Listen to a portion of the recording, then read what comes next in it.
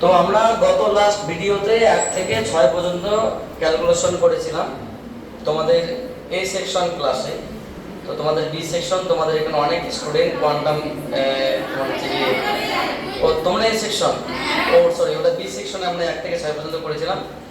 তোমাদের এ সেকশনে আজকে আমরা 7 নম্বর থেকে স্টার্ট করবো। তোমাদের যেহেতু এর আগে পড়ানো হয়েছিল কিছুটা, সবটা আবার আলোচনা হবে। তো শুরুতেই তোমাদের ভিডিওতে পরিচয় করে দেবো।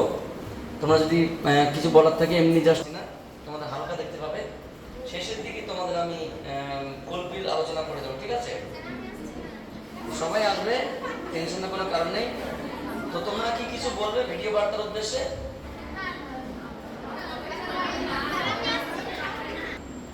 তো ঠিক আছে, আমরা আছে তোমাদের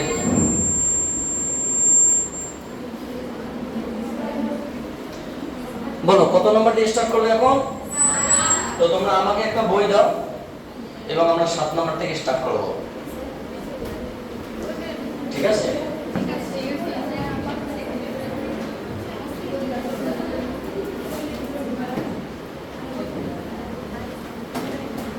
7 নম্বর কোশ্চেনটা তোমরা স্টাডি করো, কি বলছে দেখো আগে।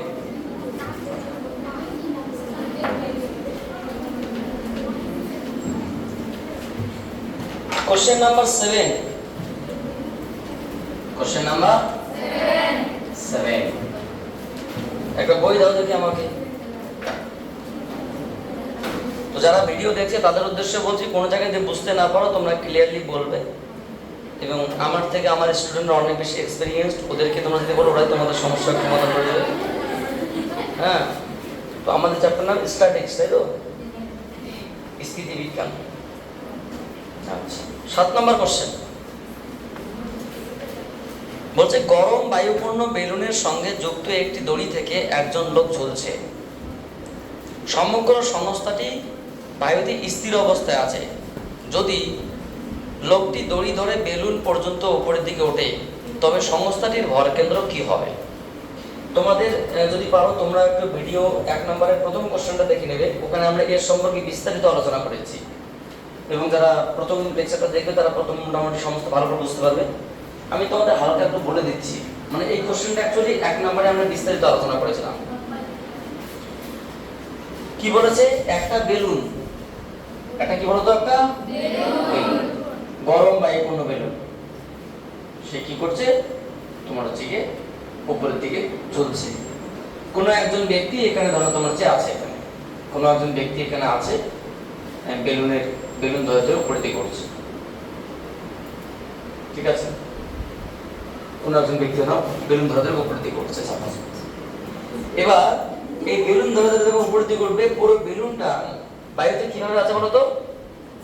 ভাসমান অবস্থা আছে। এখানে পয়েন্ট কয়েকটা মনে রাখতে হবে, যেটা আমরা 1 নম্বর ভিডিওতে বলেছিলাম, যে যেহেতু বেলুন সহ ব্যক্তি সহ পুরো সিস্টেমটা এখানে ভাসমান অবস্থায় বা স্থির অবস্থায় আছে, তাই এখানে কিন্তু বাহ্যিক কোনো সংস্থা বল প্রয়োগ করেনি। স্যার বাহ্যিক কোনো সংস্থা বল প্রয়োগ করেনি মানে কেউ একে ঠেলে দিচ্ছে না বা কেউ একে টানছে না। স্যার গ্র্যাভিটি তো টানছে। আপনি যে বলতে বাহ্যিক বল প্রয়োগ করছেন, গ্র্যাভিটি তো টানছে, কিন্তু গ্র্যাভিটির পাশাপাশি ঊর্ধ্বমুখী বায়ু তো ফ্লোটিং বল প্রয়োগ করছে না, ঊর্ধ্বমুখী বল, প্লবতা বল। সো ফ্লোটিং বল এবং গ্র্যাভিটেশনাল অ্যাট্রাকটিভ ফোর্স, দুটো বল সমান বিপরীত প্রতিক্রিয়া হওয়ার জন্য এরা ক্যান্সেল আউট করছে। মানে মোটের উপর বাহ্যিক বল এখানে নেই, কারণ সে ভাসমান অবস্থা আছে। একটা কথা মাথায় রাখবে, কোনো সংস্থার উপর যদি বাহ্যিক বল প্রয়োগ না করে, তাহলে সেই সংস্থার ভর কেন্দ্র যেরকম ছিল সেরকমই থাকে। না তার অবস্থান চেঞ্জ হয়, না তার বেগের চেঞ্জ হয়, না তার ত্বরণের চেঞ্জ হয়। কখন? যদি কোনো একটা বাহ্যিক সংস্থা তার উপর বল প্রয়োগ না করে। এবং বিস্তারিত আমরা ম্যাথমেটিক্যাল ক্যালকুলেশন এখানে করেছিলাম। মানে ব্যাপারটা হচ্ছে কি, যখন when Fx মানে বাহ্যিক সংস্থা এক্সটার্নাল ফোর্স কত হবে? 0। যদিও বল আছে নিম্নমুখী বল সাপোজ ধরুন F1, ঊর্ধ্বমুখী বল ধরুন সাপোজ F2, সেক্ষেত্রে আমরা কি বলতে পারি? Fx কত হবে? Fx F1 F2 ঊর্ধ্বমুখী, যেহেতু F1 এবং F2 টা কি বলতো সমানুন্মুখী ঊর্ধ্বমুখী, তাহলে কি হলো? এখানে বাহ্যিক বলটার মান কত হবে? 0 হবে। তাহলে এই সংস্থার ভরকেন্দ্র যেখানে ছিল সেখানে থাকবে, মানে বেলুনটি নিচের দিকে নামবেও না, উপরের দিকে উঠবে না। কখন? যদি একজন লোক শুধু ধরে ধরে আস্তে আস্তে বেলুনের দিকে উপর দিকে উঠতে থাকে, মানে একটা বেলুন, গরম বায়ুপূর্ণ বেলুন আকাশে ভাসমান অবস্থায় আছে এবং আমি একটা দড়ি ধরে সেই বেলুনে ঝুলে আছি, আমি সহ বেলুনটি এখন ভেসে আছে, না উপরের দিকে উঠছে না নিচের দিকে নামছে। তাহলে ঊর্ধ্বমুখী বল নিম্নমুখী বল সমান, মানে বাহ্যিক বলটা কত?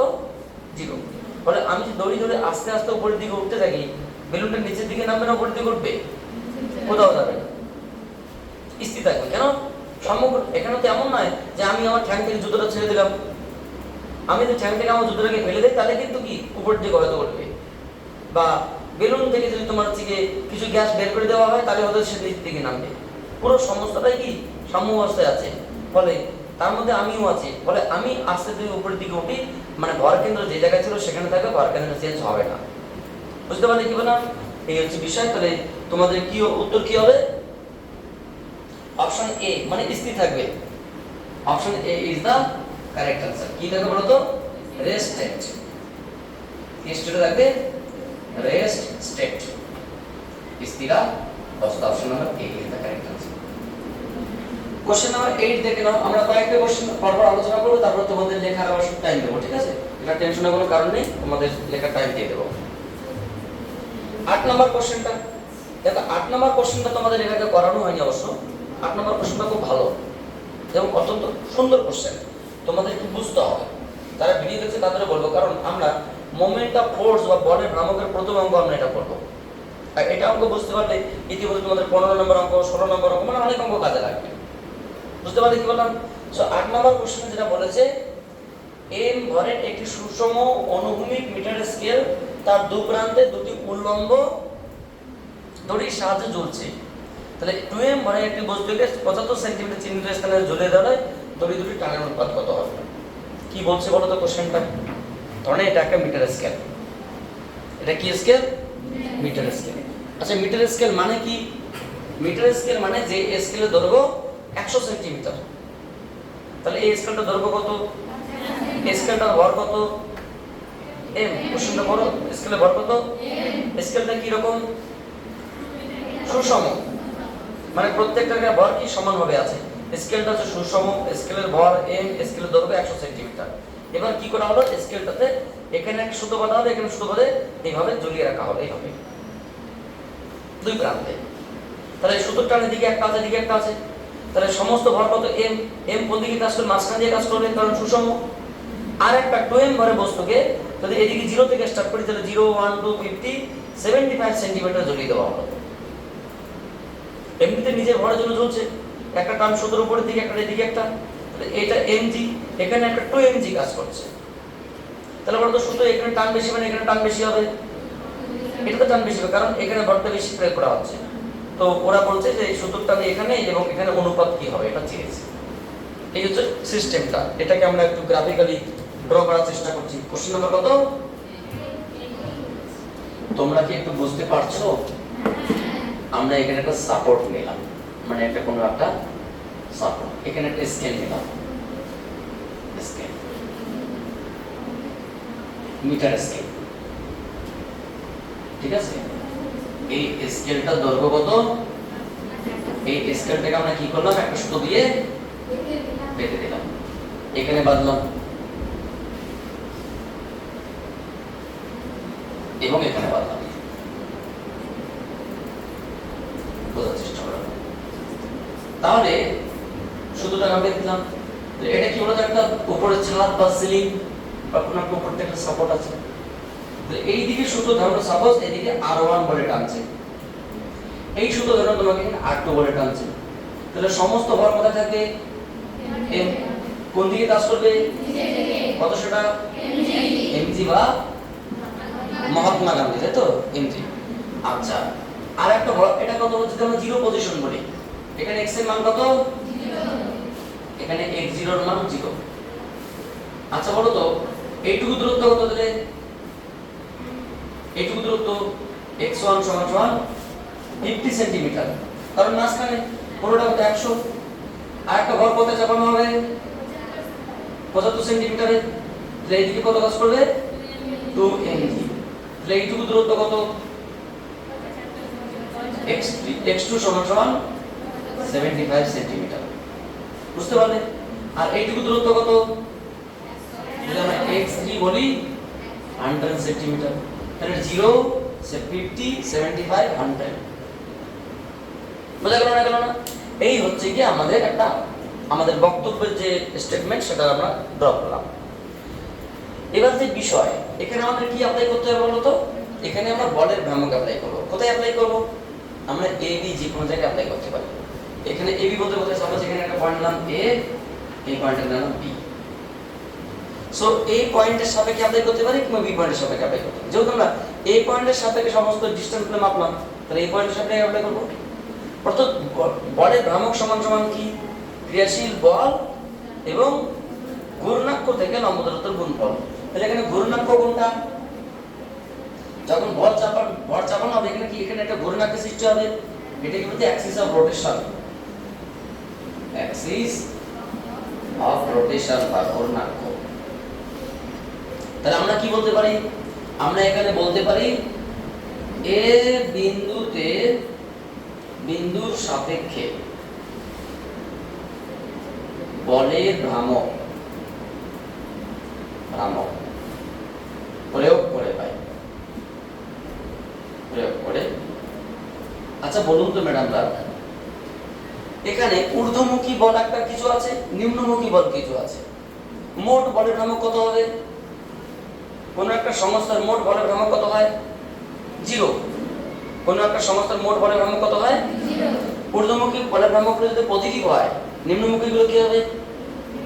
নেগেটিভ। স্যার আমি যদি এগুলোকে পজিটিভ বলি, ওগুলো নেগেটিভ, তাহলে এক কথায় আমরা বলতে পারি ঊর্ধ্বমুখী বলের ভ্রামক সমান সমান নিম্নমুখী বলের ভ্রামক।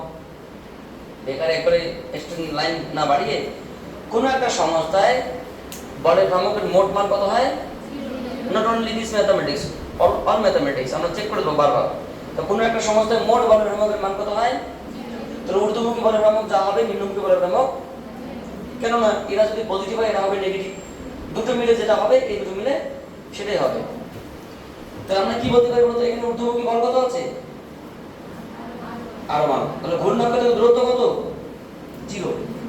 কেন এখানে ওখানে হিসাব করছি আমি ওই পয়েন্টে। এখানে ঊর্ধ্বমুখী বল কত আছে? R2। আর তোমার যে ঘূর্ণাক্ষ থেকে দূরত্ব কত? 100 সমান সমান। এখানে নিম্নমুখী বল কত? আর ঘূর্ণাক্ষ থেকে দূরত্ব 50। এখানে তোমার যে নিম্নমুখী বল 20, ঘূর্ণাক্ষ থেকে দূরত্ব কত? 75 সেন্টিমিটার। তাহলে আমরা এটাকে কি লিখতে পারি বলো তো? বা 100 R2 সমান সমান 50 mg প্লাস 150 mg, বা 100 R2 সমান সমান 200 mg। সো R2 সমান সমান কি? 2 mg। বুঝতে পারলে কিনা পারলেন না? আমরা তো এটাও লিখতে পারি উই নো। আমরা কি লিখতে পারি বলতো? সমস্তটা কিভাবে আছে? তাহলে ঊর্ধ্বমুখী বল এবং নিম্নমুখী বল সমান। ঊর্ধ্বমুখী বল কি কি আছে? R1 প্লাস নিম্নমুখী বল কি কি আছে? mg plus. তাহলে কি আসলো? R1 প্লাস R2 সমান সমান 3mg। আচ্ছা এখানে কি আমরা R2 এর মান বসাতে পারি? তাহলে বসালে কি পাবো? R1 plus 2mg সমান সমান 3mg। সো R1 সমান কি? mg। তাহলে R1 এর মান কি পেলাম? R2 এর মান কি পেলাম? সোরা কি চেয়েছে? শুধু টানের অনুপাত চেয়েছে। So mg by, so 1:2। উত্তর কি 1:2 আছে? বাহ, ভেরি গুড। কত number option? A is the correct answer. তোমরা বুঝতে পারছো বিষয়টা? খুবই সহজ কোশ্চেন। আমরা এরপরে 9 দাগেরটা করব। তোমরা আগে 7, 8 তুলে নাও, তারপরে আমরা আবার 9 দাগের কোশ্চেন নিয়ে আসছি। লেখো। নেক্সট কত নাম্বার কোশ্চেন? 9। Question number 9। আচ্ছা 9 নাম্বার কোশ্চেনটা করো। m 2m 2m এটা মনে হয় আমরা ক্লাসে একবার আলোচনা করেছিলাম, তাই তো? ঠিক আছে। তো m বলে 4টি কণা এ বাহু বিশিষ্ট একটি বর্গক্ষেত্রে 4টি শীর্ষবিন্দুতে রাখা আছে। ভরকেন্দ্রের স্থানাঙ্ক চেয়েছে। এ খুবই সহজ কোশ্চেন। এটা তোমরা প্রত্যেকেই পারবে আশা করি। তো তোমরা বলো, আমি লিখছি, কোনো সমস্যা নেই, ঠিক আছে? এখানে আমরা একটা xy তল নিলাম। প্রত্যেক সমস্যা কটা কণা আছে? কটা কণা আছে? এটা কি বিন্দু? আচ্ছা, এটা কি বিন্দু? কণাগুলো কোথায় আছে? একটি বর্গক্ষেত্রের শীর্ষবিন্দুগুলোতে, তাই তো? বর্গক্ষেত্রের শীর্ষবিন্দু কটা হয়? এখানে কত m কণা আছে? m ভরের এখানে, m ভরের এখানে 2m, আর এখানে কত? ভেরি গুড, মামা টুমা, এদিকে x এদিকে y, ঠিক আছে? প্রত্যেকটা বাহুর দৈর্ঘ্য কত? a a a, তাহলে এর স্থানাঙ্ক কত বলতে পারি আমরা? এটা শুধুমাত্র a আছে, a কমা এটা, ভেরি গুড, এটা কত? ঠিক আছে? সুতরাং নির্ণেয় ভরকেন্দ্রের কি স্থানাঙ্ক? x স্থানাঙ্ক, নাঙ্গনাঙ্ক, তাই তো? xm সমান সমান কি? m1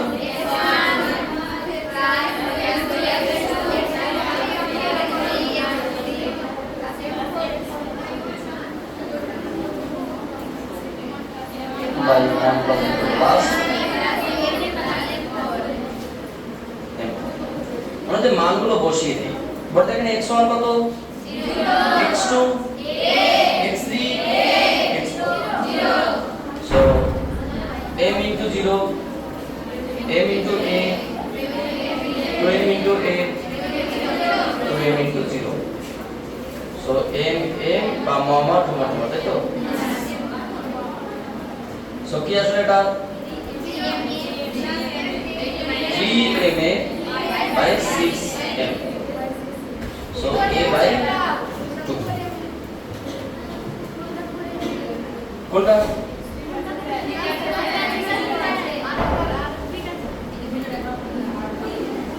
এবং ভরকেন্দ্রে y স্থানাঙ্ক, y সেম কি বলুন তো?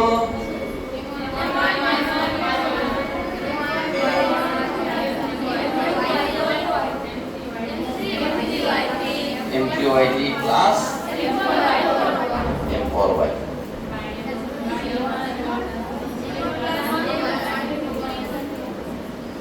m plus m4। আচ্ছা, এগুলো মানগুলো বসাতে চলে আসবে। এখানে y1 0, y2 0, a a, so m into 0 plus m into 0, 2m into a plus 2m into a by m plus m, 2m plus 2m, so 4 ma by 6 mo, so 2 by 3 a। সুতরাং নির্ণয় স্থানাঙ্ক কি হবে? xcm, ycm সমান সমান a by 2, এটা option কি আছে? কত? Very good, option number C is the correct answer. Question number 10, 10 নম্বর কি বলেছে একটু পড়ো।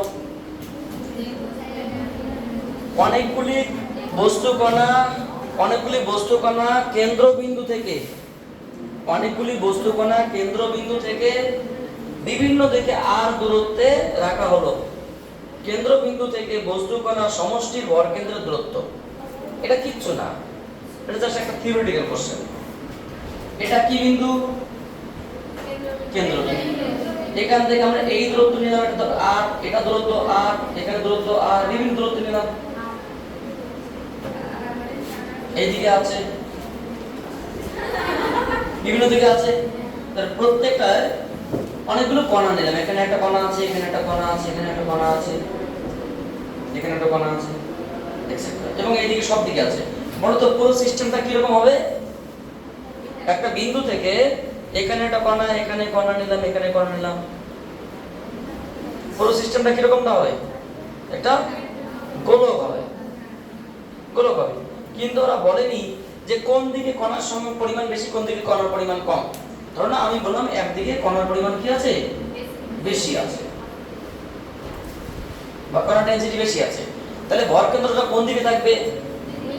যেদিকে ভরের পরিমাণ বেশি থাকবে। আমরা তোমার হচ্ছে গিয়ে ইতিমধ্যে আমরা অঙ্ক করেছি যে ব্যালেন্সের বিষয়ের দিক থেকে 2 নম্বর অঙ্ক আছে যে ভর কেন্দ্রের মধ্যে দূরত্ব কোন জায়গায় হবে, যেদিকে ভারী হয় সেদিকে ভর কেন্দ্রটা শিফট হয়। তো ব্যাপারটা হচ্ছে এখানে ভর কেন্দ্র কোন দিকে যাবে? ভারীর দিকে। তাহলে এই দিকে যদি কণার সমূহ বেশি থাকে তাহলে ভর কেন্দ্রটা এদিকে যাবে। সমস্ত কণা যদি একদিকে থাকে তাহলে ভর কেন্দ্রটা খুবই কাছাকাছি থাকবে। তাহলে ভর কেন্দ্র ম্যাক্সিমাম কত থাকবে? কেন্দ্র থেকে আর দূরত্বে থাকবে। যদি সবগুলো কণা একটা পয়েন্টে গিয়ে রাখা হয় তাহলে ভর কেন্দ্র কেন্দ্রের সাপেক্ষে এখানেই থাকবে। যদি ছড়িয়ে থাকে ভর কেন্দ্র এখানে সরবে, তাহলে ভর কেন্দ্রটা এই কেন্দ্র বিন্দু থেকে আর এর মধ্যে যে কোনো পয়েন্ট হতে পারে, ম্যাক্সিমাম আর কিংবা কেন্দ্র থেকে আর এর কম। মানে ভর কেন্দ্র সমস্ত কণা যদি একটা জায়গায় গিয়ে বসে থাকে তাহলে ভর কেন্দ্র এখানেই হবে। ভর কেন্দ্র ছড়িয়ে মানে কণাগুলো ছড়িয়ে থাকে তাহলে ভর কেন্দ্র চেঞ্জ হবে। অর্থাৎ ভর কেন্দ্রের দূরত্ব কি হবে? ম্যাক্সিমাম আর বা আর এর কম হবে। মানে ভর কেন্দ্র যে পয়েন্টে থাকবে ওটা জাস্ট ইমাজিন করছে। ডব্লিউবি যে এই দেশে তো দেখো অপশন কি বলছে? বিধাগেরটা আর এর সমান বা আর এর থেকে ছোট হবে। ঠিক আছে, ভর কেন্দ্র যে কোন অবস্থান হবে সেটা কি? ওরা যদি এক্স্যাক্টলি বলে দিত এদিকে 15 খানা এদিকে 7 খানা তাহলে একটা ক্যালকুলেশন করা যেত। ওরা কিছুই বলেনি, শুধু তোমাকে ইমাজিন করতে বলেছে। সো ভর কেন্দ্র কি হবে? আর এর সমান বা ছোট হবে ভর কেন্দ্র। সরি, ভর কেন্দ্রটা কি হবে? ভর কেন্দ্রটা হবে আর এর সমান বা ছোট, এটা হবে। বুঝতে পারলে অপশন কি আছে? না অপশন বি ইজ দা পরবর্তী কোশ্চেন নাম্বার 11। আচ্ছা 11 নাম্বার কি বলেছে? এটাও আমরা মনে হয় করেছিলাম ক্লাসে। তো ঠিক আছে, দেখি একটু কি আছে। m1 ও m2 ভর সম্পন্ন দুটি বস্তু কণার দূরত্ব r, এদের ভর কেন্দ্র m1 ভর সম্পন্ন বস্তুটি যে দূরত্বে অবস্থান করছে সেটা কত হবে? ধরে নাও আমি তোমাকে বলছি যে এটা তোমার হচ্ছে একটা xy z অ্যাক্সিস, এটাকে xy z, এটাকে আমি শুধু xy নিয়েছিলাম, এবার আমরা z নেব। ঠিক আছে, এটা x y z। কোন একটা কণা ঠিক এখানে আছে, ধরো এই দুটি কণা, এখানে একটা কণা আছে যার ভর কত, আর একটা কণা ধরো সাপোজ x অক্ষ বরাবর এখানে আছে, বা আমরা যেটা বরাবর নিতে পারতাম y অক্ষ নিতে পারতাম, এখানে আছে, এর ভর কত m2, কণা দ্বয়ের মধ্যবর্তী দূরত্ব কত r। ভর কেন্দ্র ধরো সাপোজ যেখানে থাকুক এখানে cm, এটুকু দূরত্ব কত কত, এটুকু দূরত্ব সাপোজ xcm বলতে পারি আমরা, এখানে xcm। তাহলে আমরা কি জানি যে ভর কেন্দ্রের দূরত্ব কি হয়?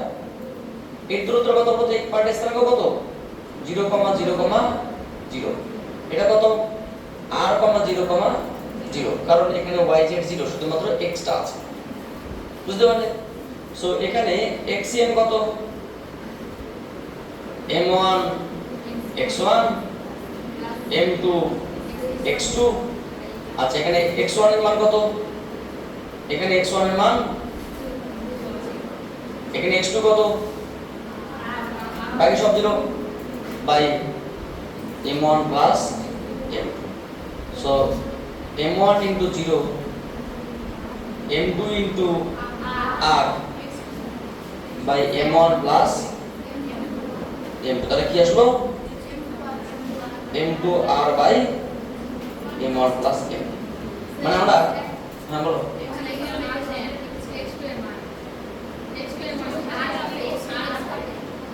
হ্যাঁ x2 এর মান তো r, ঠিক আছে। এখানে ycm কি হবে?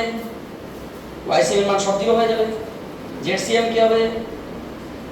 যদি এটা ভর কেন্দ্রের স্থানাঙ্ক চাইতো তাহলে আমরা কি লিখতাম? m2 r by m1 plus m2, 0,0। ওরা তো চাইনি, বলছে ভর কেন্দ্রটা কোথায় থাকবে। এই পয়েন্টে দেখো অপশন কি আছে, এ ইজ দ্য কারেক্ট অ্যান্সার। আশা করি যখন আমরা বলছি এইভাবে সলভ করে নিই, তো নেক্সট টাইম গুলো আবার চেঞ্জ করে দেবো, কোনো ব্যাপার নেই। সো এটা করে নাও, আমরা পরবর্তী কোশ্চেন আবার আলোচনা করছি। পরবর্তী কোশ্চেন বলতে 12 দাগেরটা আমাকে সলভ করতে হবে না, 12 দাগেরটা আমরা এমনি বলে দিচ্ছি। বড় তো ভর কেন্দ্র কোনো একটা পদার্থের বাইরে অবস্থান করে, এরকম কি কি উদাহরণ হতে পারে? বৃত্তাকার রিং, বা হাতের চুড়ি, বা আঙ্গুলের আংটি, বা কানের, বা সাইকেলের চাকা, বা রিং এটসেট্রা। মানে যেগুলো বৃত্তাকার, এগুলো বা কোনো একটা চৌকাকার ফ্রেমও হতে পারে, ভরকেন্দ্রটার মাঝখানে কোনো একটা কেন্দ্রবিন্দুতে থাকে, মানে কর্ণদ্বয় ছেদবিন্দুতে। তো এখানে কি আছে বলো তো অপশন? ধাতব মানে কি বলে বৃত্তাকার রিং আছে না, ধাতব বৃত্তাকার রিং। সো 12 দাগের কোশ্চেনটা বলছে ভর কেন্দ্র বাইরে অবস্থান করে, এরকম একটা एग्जांपल। 12 দাগের आंसरটা কি হবে?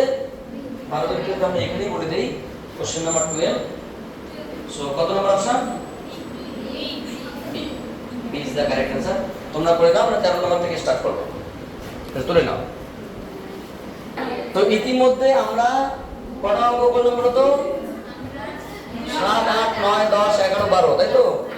এখানে একজনের কোশ্চেন এসেছে, স্যার যে ভর কেন্দ্রটা আর এর কম হয় কেন, মানে ভর কেন্দ্রের অবস্থান।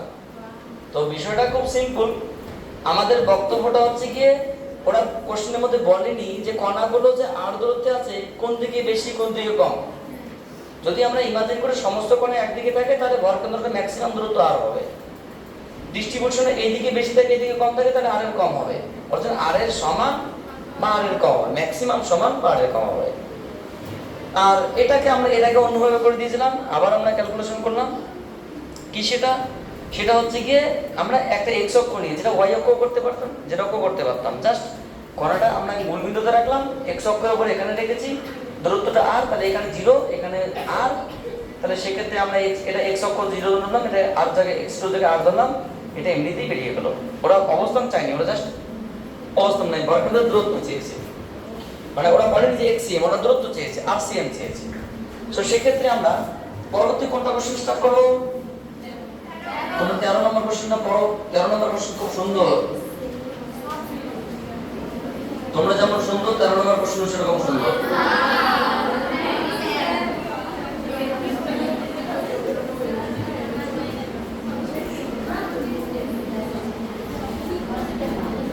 আচ্ছা, 13 নম্বর কোশ্চেনটা একটু পড়া যাক। কি বলেছে?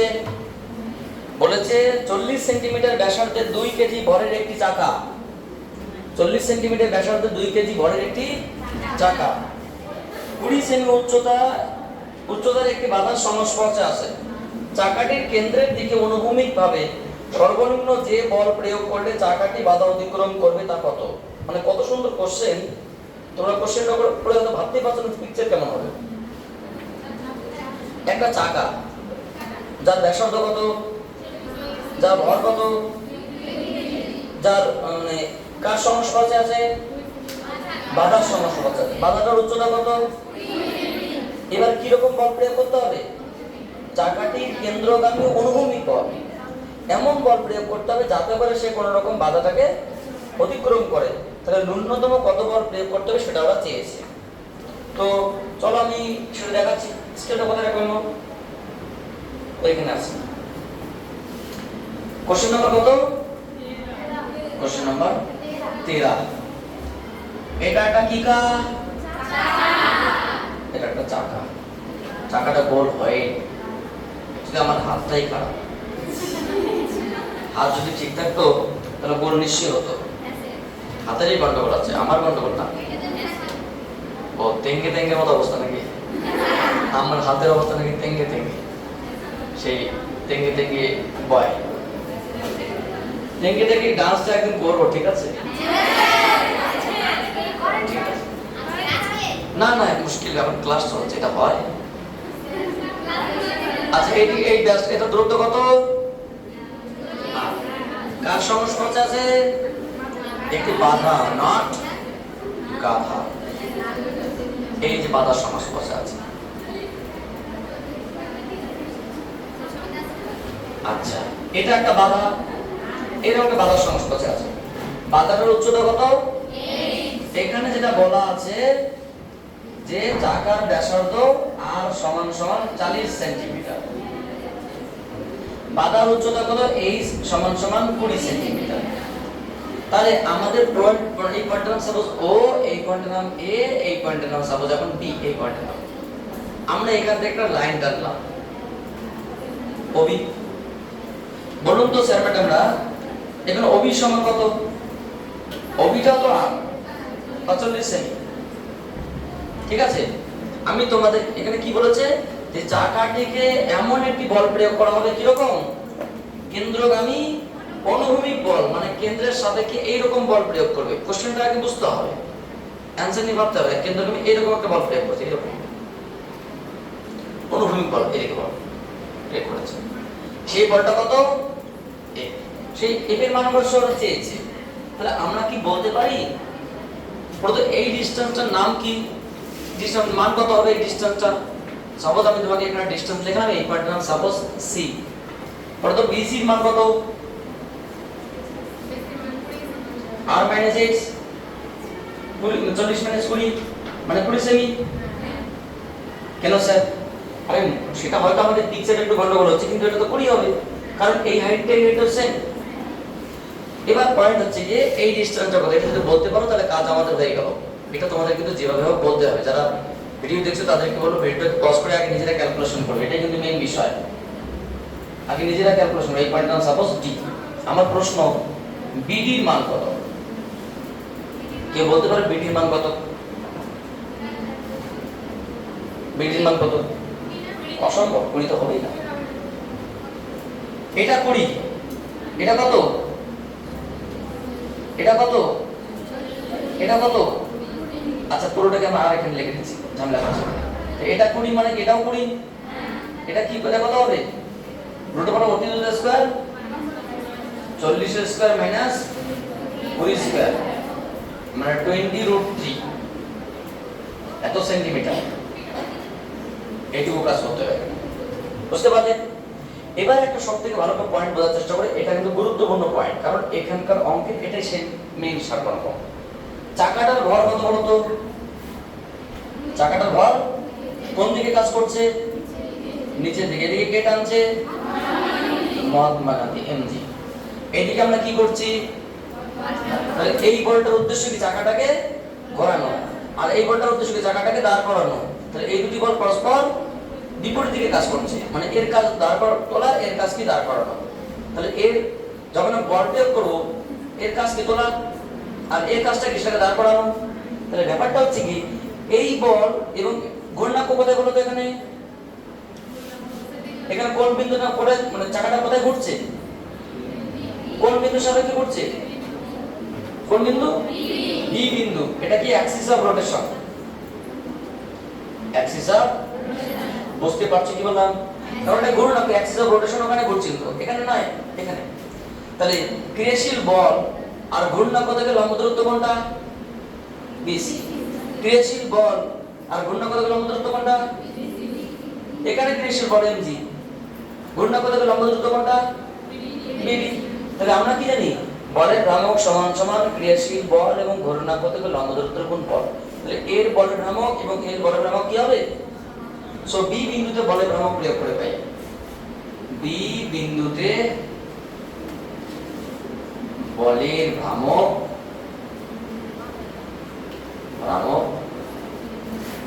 প্রয়োগ করে পাই, তাই তো নাকি? কি বলুন তো ম্যাডামরা, ওইদিকে বল কত? ঘূর্ণাঙ্ক থেকে লম্ব দূরত্ব কত? বিসি। নিম্নমুখী বল কত? ঘূর্ণাঙ্ক থেকে লম্ব দূরত্ব কত? বিডি। বলো তো এখানে এফ ইনটু বিসি মান কত? বিসি মান 20। আচ্ছা, এমজি ইনটু বিডি মান কত? 20√, তাহলে 20 কেটে দিলাম। এখানে একটা প্রশ্ন কেউ করতে পারে, স্যার আপনি সেমিতে রেখেছেন আর চাকা ভর তো কেজিতে আছে, এর মান কত আছে বলো তো? 2 কেজি। তাহলে কি করে হবে? আর জি এর মান কত? 9.8 metre per second square. So এখানে দেখো দুই দিকে সেমি, দুটো দূরত্ব আছে, সেমি সেমি এমনি কেটে যাবে। মানে এখানে দূরত্বর দিক থেকে কোনো ঝামেলা করা, ফোর্স যা আছে তাই থাকবে। এটা কেজিতে আছে, এটা এসআইতে আছে, এটা তো এসআইতে, এটা এসআই থাকবে। মানে এটা কি এককটা সমস্যা পড়বে না। তাহলে এর সমান কি পাবো, √3 mg।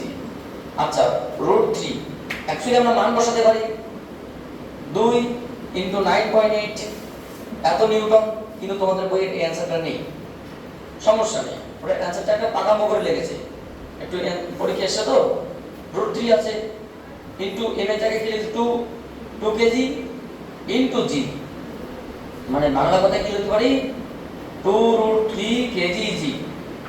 বুঝতে পারি কি বললাম, মানে g এর মানটা বসাই না, এটাও হতে পারে এটাও হতে পারে, তাহলে অপশন কি হবে, option C is the correct answer. বুঝতে পারছো কি বললাম, খুবই সহজ কোশ্চেন এবং খুব সুন্দর লজিক্যাল কোশ্চেন। তোমরা আগে এটা তুলে নাও, তারপরে আমরা 14 থেকে কোশ্চেন করবো, কারণ 14 থেকে কোশ্চেন আরো বেশি হট আর কি। তো যাই হোক, আমাদের ভিডিও লেন্থ অনেক বেড়ে যাচ্ছে, আমরা 14 থেকে কোশ্চেন এখন করবো না, স্টুডেন্টদের একটা অবজেকশন, পরবর্তী এখান থেকে স্টার্ট করবেন। তো আগামী ক্লাসে আমরা 14 নম্বর থেকে স্টার্ট করবো, 26টা কোশ্চেন আছে, আমি 26টা কোশ্চেনে সলভ করবো, ঠিক আছে? তো তোমাদের সঙ্গে একটু পরিচয় করে দিচ্ছি, তোমাদের যদি কিছু বলার থাকে ভিডিও বার্তা হিসেবে তোমরা সেটা বলবে, তারপরে তোমরা লেখো, আমি আগে তোমাদের পরিচয় করে দিই, ঠিক আছে?